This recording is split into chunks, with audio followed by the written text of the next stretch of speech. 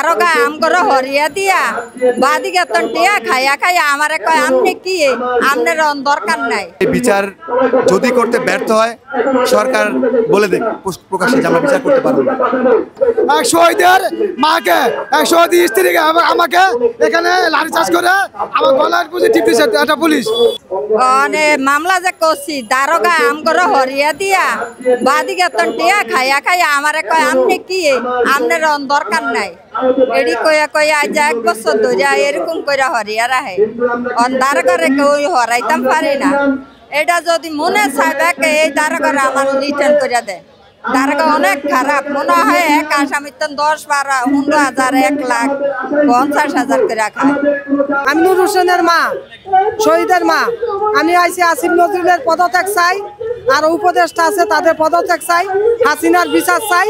হাসিনার পুলিশ বাহিনী আমার ছেলেরে 5ই আগস্ট হাসিনা চলে গেছে পদত্যাগ করে, তারপর আমার ছেলেরে দেশ স্বাধীন হয়ে গেছে, তারপর ছেলের আমার গুলি করছে, বুকে গুলি করছে পুলিশ বাহিনী। আমি বিচার চাই, আসিফ নজরুলের পদত্যাগ চাই। গতকাল আমরা শুনতে পাচ্ছি যে আপনার যাত্রাবাড়ি যে তামিম হাসান তাকে এক পুলিশ সদস্য নির্মমভাবে গুলি করে হত্যা করেছিল। সেই পুলিশকে আপনার 2 মাস আগে জামিন দিয়েছে আপনার আইন মন্ত্রণালয়ের অধীনে। সে আসামি কিভাবে জামিন পায়? সরাসরি আমাদের কাছে প্রমাণ আছে সেই পুলিশকে কেন জামিন দেওয়া হয়েছে। সেই পুলিশ সহ অসংখ্য আসামিদের জামিন দিতেছে আপনার স্বরাষ্ট্র মন্ত্রণালয় এবং আইন মন্ত্রণালয়ের অধীনে। এবং যে বিচারপতিরা যে আসামিদের জামিন দিচ্ছে সেই বিচারপতিদের আমরা পদত্যাগ দাবি করতেছি। এখন এখানে আমাদের মূল উদ্দেশ্য হচ্ছে শান্তিপূর্ণভাবে আমরা এখানে অবস্থান নিব এবং স্বরাষ্ট্র পিএস খোদাবাগ স্যার উনি নিজে আসবেন এবং আপনার আইন উপদেষ্টা আসিফ নজরুল আমাদের এখানে আসবেন, আসে আমাদের উনি যে আসামি জামিন দিয়েছে সেই বিষয়ে আমরা তার কাছে স্পষ্ট বক্তব্য শুনতে চাই।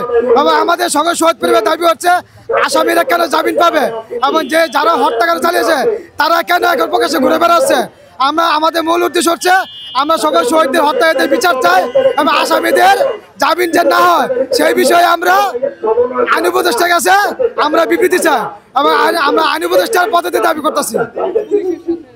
আমরা আশা করি পুলিশ আমাদেরকে এখানে বাধা দিয়েছে এবং এক শহীদের মাকে এক শহীদ স্ত্রীকে এবং আমাকে এখানে লাঠিচার্জ করে আমার গলার পুজো টিপতেছে একটা পুলিশ এবং এক পঙ্কজ পুলিশ এক শহীদের মাকে লাথি মারছে।